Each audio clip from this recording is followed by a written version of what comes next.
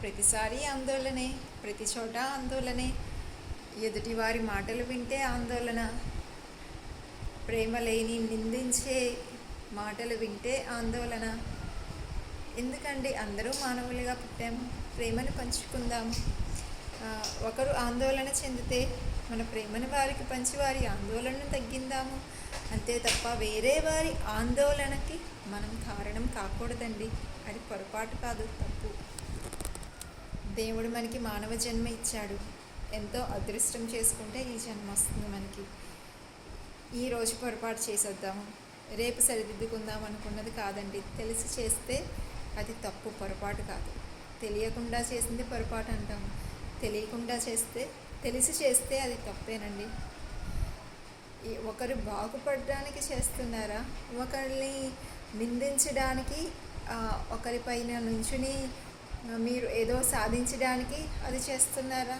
దానిలోనే దాగి ఉందండి సమాధానం. అది తప్ప పొరపాట అన్నది.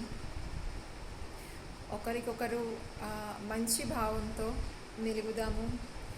ఒకరిని నిందించకుండా ఏమి చెయ్యాలో ఆలోచించి వారి గమ్యాన్ని తెలియజేసి, ఏదైనా పని చెప్పాలి అనుకున్నప్పుడు ఒక వ్యక్తికి అది ఎలా చేయాలో, ఏం చేయాలో చెప్తే సరిపోతుంది తప్ప దూషించి, ద్వేషించి, నిందిస్తే ఎదుటివారి ఒత్తిడి చెందుతారే తప్ప, ఎదుటివారి ఒత్తిడి చెందుతూ ఆ పని ఖచ్చితంగా చేస్తారు. ఆ పని చేసినప్పుడు మీ మాటల ఒత్తిడి వల్ల వాళ్ళ ఆరోగ్యం క్షీణిస్తుంది. చిన్నగా చెప్పి వాళ్ళకి అర్థమయ్యేలా చెప్పి ఎలా చేయాలో చెప్తే ఎవరైనా ఏ పనినైనా సక్రమంగా చేస్తారు, ఆందోళన లేకుండా. అది చిన్నదవ్వచ్చు, పెద్దదవ్వచ్చు.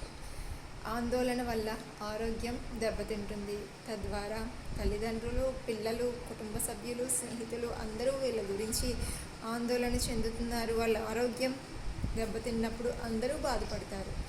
ఎందుకంటే ఇంతమందిని బాధ పెట్టడం అవసరమా? ప్రశాంతంగా ప్రేమతో మెలుగుదాము. మన ప్రపంచాన్ని ప్రేమమయంగా మారుద్దాము. విశ్వమంతా ఒకటే, మనమంతా ఒకటే. ఆందోళన లేకుండా జీవిద్దాము. అందరితోనే ప్రేమగా మెలుగుదాము. విషయాన్ని సున్నితంగా తెలియబడుద్దాం.